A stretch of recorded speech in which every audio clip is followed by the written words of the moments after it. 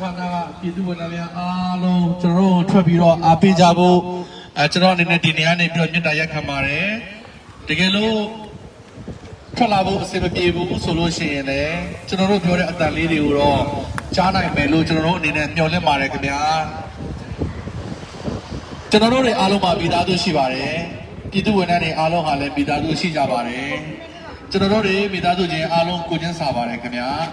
ဒါပေမဲ့လည်းကျွန်တော်တို့နိုင်ငံဟာအားလုံးသိကြတဲ့အတိုင်းပဲအနိုင်ကျင့်ခံရတဲ့အနေအထားတစ်ခုကိုကျွန်တော်တို့ဟာရောက်ရှိနေတာဖြစ်ပါတယ်ဒါကြောင့်မို့မိသားစုတွေအားလုံးရှိကြတဲ့အတူတူကျွန်တော်တို့တွေဟာစိုးရိမ်မှုတွေအားလုံးကိုဘေးဖယ်ပြီးတော့မှကျွန်တော်တို့အခုလိုမျိုးဒီလမ်းပေါ်ကိုရောက်ရှိလာကြတာဖြစ်ပါတယ်ကျွန်တော်တို့အနေနဲ့ဘယ်သူမှကိုယ့်မိသားစုတွေကိုအရေးကိုပြစ်ပြီးတော့မှကျွန်တော်တို့လှုပ်ချင်တဲ့သူတွေမရှိပါဘူးခင်ဗျာဒါပေမဲ့လည်းမဖြစ်နိုင်တဲ့အခြေအနေမှာကျွန်တော်တို့တွေဒီလမ်းကိုပဲရွေးရတာဖြစ်ပါတယ်အဲ့တော့ကျွန်တော်တို့တွေဒီလိုအနိုင်ကျင့်ခံရတဲ့အနေအထားကြီးကနေပြီးတော့ကျွန်တော်တို့တွေလွတ်မြောက်ဖို့အတွက်ကကျွန်တော်တို့မှာအရေးကြီးဆုံးကစီရီယမ်လှုပ်ရှားမှုပဲဖြစ်ပါတယ်စီရီယမ်လှုပ်ရှားမှုဆိုတာပြည်သူဝန်ထမ်းတွေပဲပါဝင်ပြီးတော့မှလှုပ်ဆောင်လို့ရတဲ့အရာတစ်ခုဖြစ်ပါတယ်ဒါကြောင့်မို့ကျွန်တော်တို့ဟာဒီပြည်သူဝန်ထမ်းတွေကိုမြစ်တာရက်ခံနေတာဖြစ်ပါတယ်ကျွန်တော်တို့ဟာအတင်းအကျပ်ပြီးအားပေးတာမဟုတ်ပါဘူးအတင်းအကျပ်တောင်းဆိုတာမဟုတ်ပါဘူးကျွန်တော်တို့ကအသနာခံတာပါကျွန်တော်တို့ကအကူအညီတောင်းတာပါခင်ဗျာဒီစီရီယမ်လှုပ်ရှားမှုလေးအောင်မြင်မှသာလျှင်ကျွန်တော်တို့တွေရဲ့တိုက်ပွဲဟာအောင်မြင်နိုင်မှာဖြစ်ပါတယ်ဒါကြောင့်မလို့ကျွန်တော်တို့ဟာ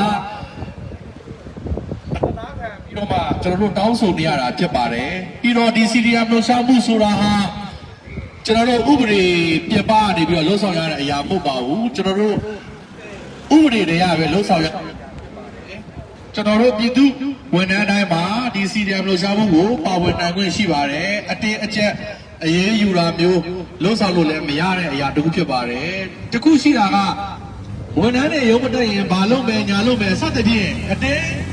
PRPB အရေးယူမဲ့ပုံစံမျိုးတွေပြောနေတာမျိုးတွေရှိပါတယ်ကျွန်တော်တို့ဟာဒါတွေကိုကြောက်ရွံ့နေစရာမလိုပါဘူး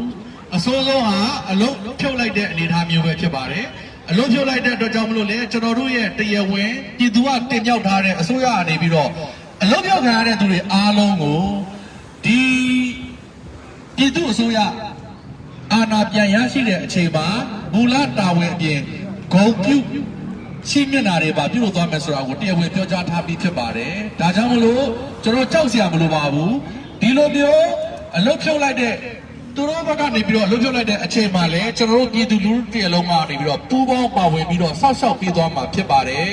ဒီအတွက်ကျွန်တော်တို့မိသားစုကိုယ်တိုင်လည်းပါဝင်ပြီးတော့လှူဒန်းထားသလိုအနေနဲ့အရေးပို့ဆောင်ဆက်သွယ်ရေးပို့ဆောင်ရေးနဲ့ဆက်သွယ်ရေးဝန်ကြီးဌာနအစီအဝန်ထမ်းတွေကိုလာပြီးတော့မှစီရောဟောပြောနေတာဖြစ်ပါတယ်ဒီအတွက်ကြောင့်မလို့စိုးရိမ်မစိုးရိမ်ကြပါနဲ့တော့ကမရောက်ကြပါနဲ့ကျွန်တော်တို့အနေနဲ့အားပေးလိုပါတယ်ဒါကြောင့်မလို့ကျွန်တော်တို့ရဲ့မျှော်လင့်ချက်ဟာဒီ CDM အောင်မြင်ဖို့တစ်ခုတည်းပဲရှိပါတယ်ဒါကြောင့်မလို့ပြည်သူဝန်ထမ်းများအနေနဲ့ဒီ CDM တိုက်ပွဲလေးမှာပူးပေါင်းပြီးတော့ပါဝင်ကြဖို့ကျွန်တော်တို့ကအသနာခံပြီးတော့မှမေတ္တာရက်ခံတောင်းပန်တာပဲဖြစ်ပါတယ်ခင်ဗျာဒီ CDM တိုက်ပွဲလေးမှာအတူတူပူးပေါင်းပြီးတော့ပါဝင်ပေးကြပါလို့ဒီနေရာနေပြီးတော့မှတောင်းဆိုပြရစီခင်ဗျာမေတ္တာရက်ခံကြရစီခင်ဗျာတို့ပြည်သူတွေညီရလားဟဲ့တို့ပြည်သူတွေညီရလားဟဲ့ညီရညီရတို့ပြည်သူတွေညီရလားဟဲ့ညီရညီရရဲရောအာရမီရဲရောအာရမီရဲရောအာရမီ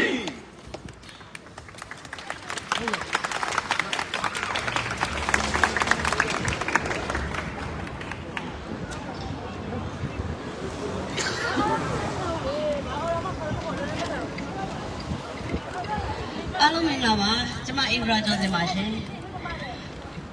ကျမတို့အခုဒီနေရာမှာလမ်းပေါ်မှာထွက်ပြီးတော့ပြည်သူတွေနဲ့တသွေးရတသားရဲ့တစိတ်တည်းဒီနေရာမှာတိုက်ပွဲဝင်နေရပါအဓိကအခုအချိန်မှာအရေးကြီးဆုံးလိုအပ်နေတာ CDM ပါပဲအဲ့တော့ဒီ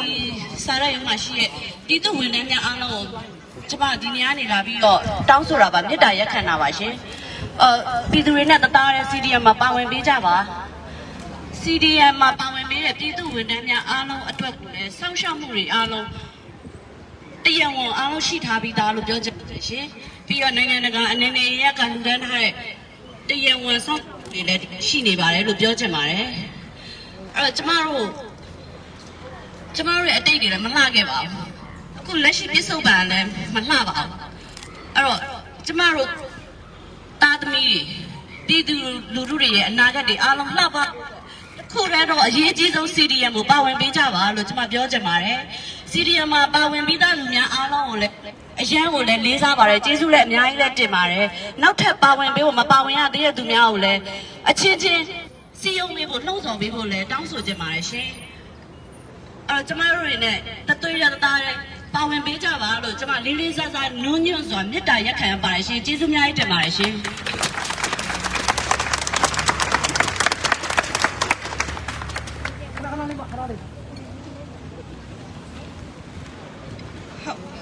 ဆက်တော်ရေးဝန်ထမ်းတွေအားလုံးပဲမင်္ဂလာပါပြည်သူလူထုအားလုံးလည်းမင်္ဂလာပါဖိုင်ဖြိုးသူပါ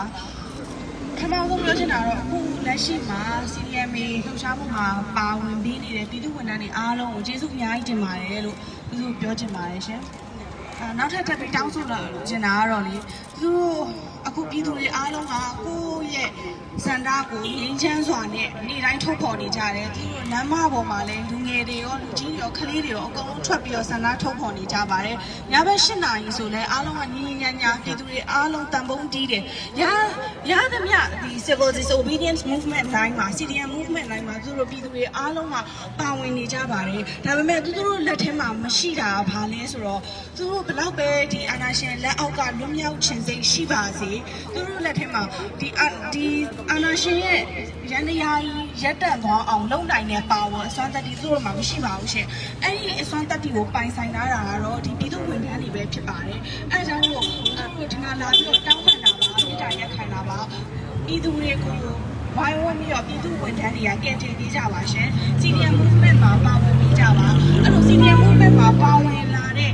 ပြည်သူဝန်ထမ်းတွေအားလုံးကိုလည်းပြည်သူတွေကဝိုင်းဝန်းဆောက်ရှောက်ပါပါလို့အဲ့ဒါကြောင့်ပထမအဆုံးအဆင့်နေတဲ့သူတို့ပြည်သူတွေအားလုံးလွတ်မြောက်ဖို့အတွက်သူတို့ပြည်သူတွေကိုပြည်သူဝန်ထမ်းတွေက CDM မှာပါဝင်ခြင်းနဲ့ကူညီပေးကြပါကယ်တင်ပေးကြပါလို့ဒီကနေအတနာခံတောင်းပန်လိုပါတယ်ရှင်အားလုံးပဲကျေးဇူးတင်ပါတယ်ရှင်လူသနာဘုံမှာ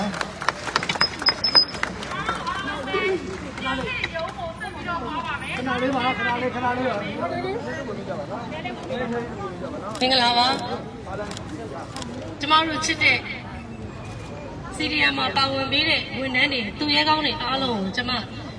လေးစားစွာနဲ့ဥညွတ်ကာရပြုပါတယ်မပါဝင်ရသေးတဲ့မပါဝင်ကြသေးတဲ့ဝန်ထမ်းသူရဲကောင်းတွေအားလုံးကိုလည်းကျမပြည်သူတယောက်အနေနဲ့အရန်ကိုမျှော်လင့်ပါတယ်အရန်ကိုအားကိုးပါတယ်ကျမတို့မှာအားကိုးစရာဆိုလို့ CDM မှာပါဝင်လာမယ့်ဝန်ထမ်းသူရဲကောင်းတွေပဲရှိပါတယ်ကျမတို့ရဲ့မျှော်လင့်ချက်